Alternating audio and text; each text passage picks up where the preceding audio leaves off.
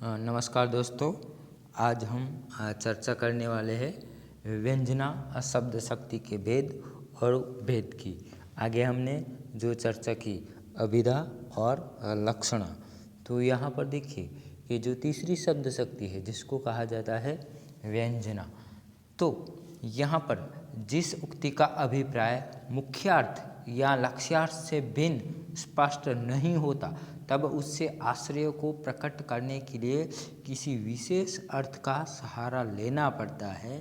इस छिपे हुए अर्थ को बोध कराने वाली शब्द शक्ति को व्यंजना कहते हैं। ठीक है, तो यहाँ पर देखिए मुख्यार्थ या लक्ष्यार्थ, अभिधा या लक्षणा से भी जब उस बात का स्पष्टीकरण नहीं होता है, तब एक अन्य अर्थ का सहारा लेना, विशेष अर्थ का सहारा लेना पड़ता है। तब वहाँ पर कौन सी, तो व्यंजना शब्द शक्ति बनती है। ठीक है, तो यहाँ पर देखिए जब अभिधा और लक्षणा शब्द शक्ति अपना कार्य करना बंद कर देती है और वहीं से व्यंजना शब्द शक्ति के कार्य की शुरुआत होती है।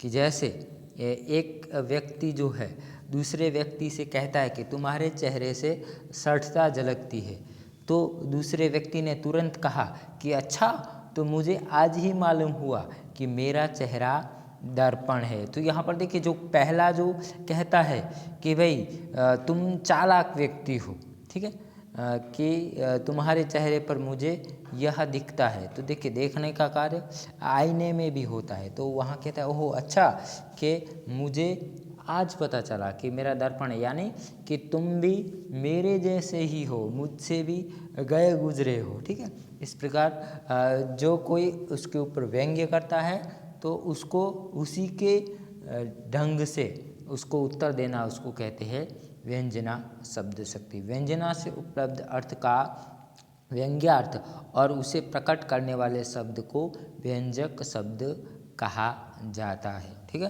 तो यहाँ पर देखिए व्यंजना शब्द शक्ति के भी कई सारे भेद है। तो ठीक है, तो उसमें देखिए शाब्दी, अर्थी, अभिधा मूला व्यंजना, लक्षण मूला व्यंजना, वस्तु व्यंजना, अलंकार व्यंजना और भाव एवं रस व्यंजना।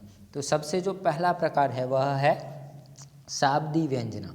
तो शाब्दी व्यंजना अर्थात क्या, कि इसमें किसी विशेष शब्द के प्रयोग पर व्यंग्यार्थ निर्भर होता है।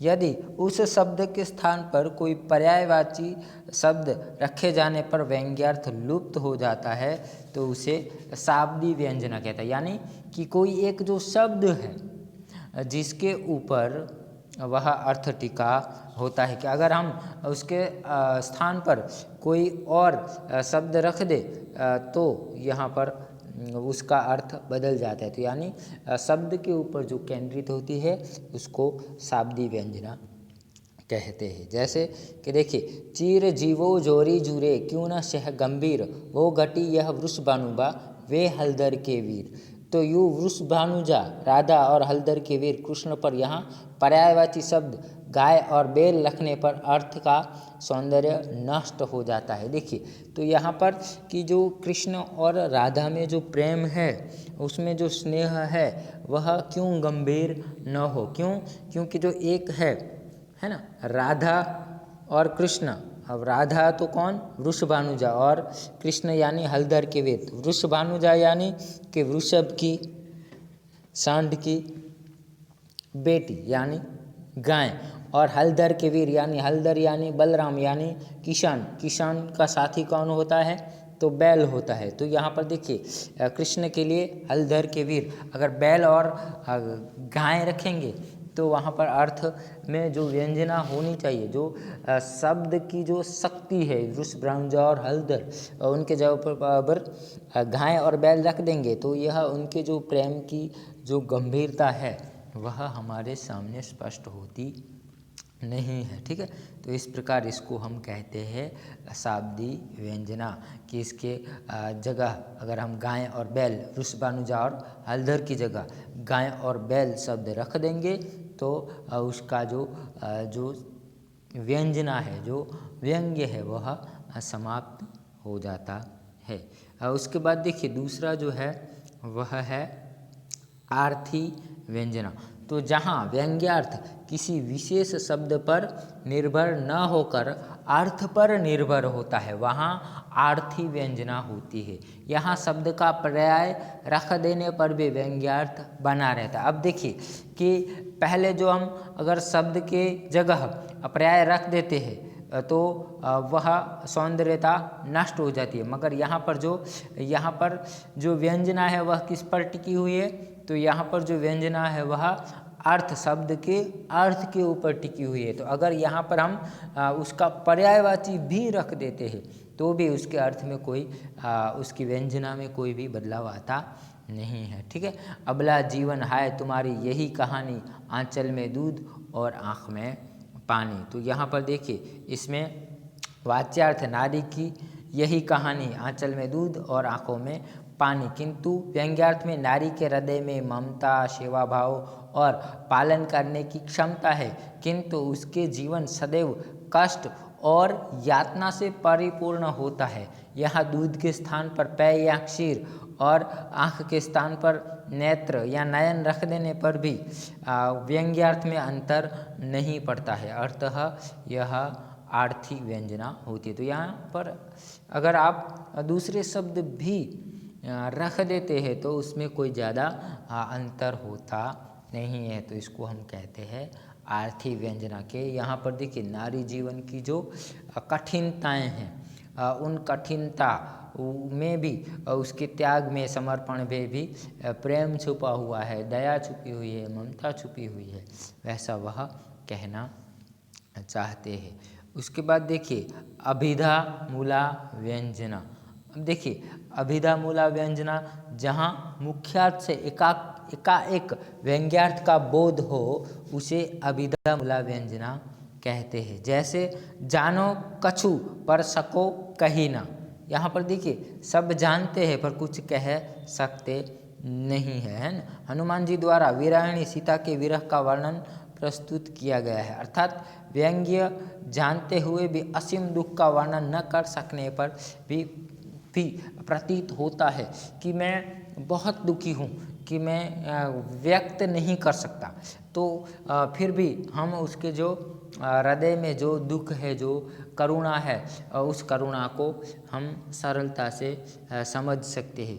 तो यहाँ पर जो होता है तो अभिधा मूला व्यंजना हमारे सामने आती है। उसके बाद देखिए अगला जो है प्रकार वह है लक्षणामूला व्यंजना, कि जहाँ लक्ष्यार्थ में बोध के उपरांत व्यंग्यार्थ का बोध हो वहाँ लक्षणामूला व्यंजना होती है। जैसे रामचंद्रिका में अंगद से रावण कहता है कि हम कुल घातक सत्य, तुम कुल पालक 10 शीश, अधेनु बदीर्ण अस कही, नयन कान तब 20। तो यहाँ देखिए रावण की अज्ञानता को लक्षण करके व्यंग्य किया गया है, कि जहाँ पर जो रावण है अंगद को कहता है कि उन्होंने तुम्हारे सब कुछ नष्ट कर दिया, तो फिर भी देखिए कहते कि ठीक है मेरे तो 2 है, तुम्हारे तो 20 है, एक सिर की जगह तुम्हारे 10 सिर है, 20 कान है, फिर भी तुम कुछ सुनने के लिए तैयार नहीं हो, कुछ देखने के लिए तैयार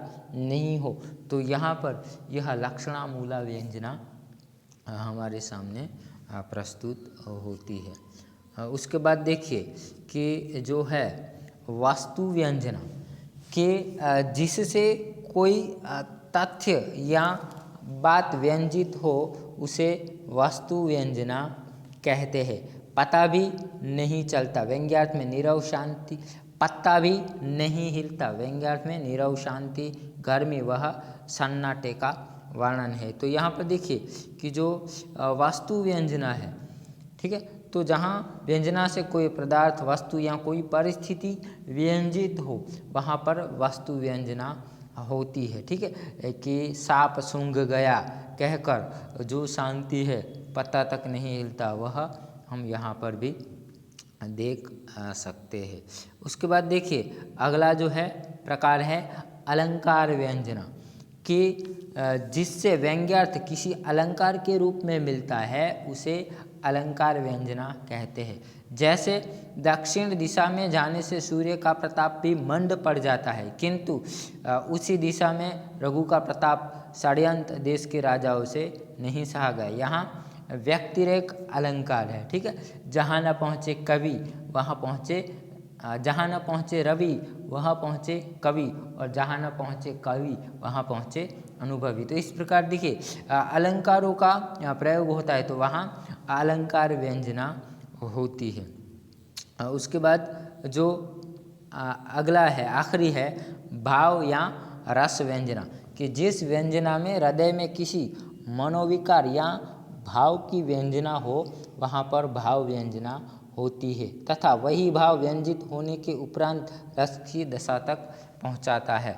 कि जैसे जब जब पनघट जाऊं सखीरी, वाह जमुना के तीर, भरी भरी जमुना उमड़ी चलत इन नैनन में नीर, ठीक है। तो यहाँ पर देखिए जो कृष्ण के विरह में देखिए कि ये जो गोपियाँ हैं वह क्या कहते हैं, इसमें कृष्ण वियोग का दुख भाव प्रकट होता है। अतः वियोग श्रृंगार नामक रस का व्यंजना हुई है, ठीक है। रस व्यंजना या भाव व्यंजना, जहाँ कोई भाव अथवा मनोविकार होता है, ठीक है।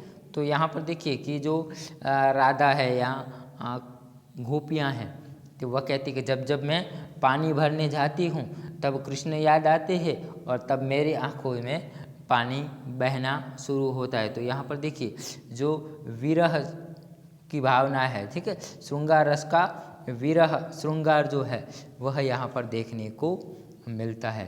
तो अतः हम कह सकते हैं कि साहित्य का रसा सावधान हर कोई करता है, अतः केवल लक्षणा व व्यंजना को महत्व देकर अभिधा शब्द शक्ति का बिल्कुल तिरस्कार नहीं किया जा सकता। हाँ, यह सच है कि काव्य में अभिधा की उपेक्षा लक्षणा, तो लक्षणा की उपेक्षा व्यंजना शब्द शक्ति के प्रयोग में उत्कृष्टता संभव है, किंतु ध्यान देने वाली बात यह है कि सीधी और सरल उक्ति में की गई बात या लिखा गया वाक्य भी कम श्रेष्ठ नहीं है। इसलिए साधारण ढंग से कही गई बात भी प्रभावशाली हो सकती है, परंतु विद्वानों ने व्यंग्य प्रधान काव्य को उत्तम कोटि का माना है। लेकिन यह भी सच है कि हम महत्वपूर्ण अभिधा को त्याग नहीं कर सकते। तो यानी सामान्य रूप में हम कह सकते हैं कि भले ही व्यंजना का इतना बहुत महत्व है, किंतु हमें अभिधा और लक्षणा शब्द शक्ति को भूलना नहीं चाहिए। तो यानी हर एक शब्द शक्तियाँ जो है वह अपने आप में महत्वपूर्ण है, किसी को हम ज़्यादा या कम महत्वपूर्ण नहीं कह सकते। तो यहाँ पर जो व्यंजना शब्द शक्ति की जो चर्चा है वह समाप्त होती है। शुक्रिया।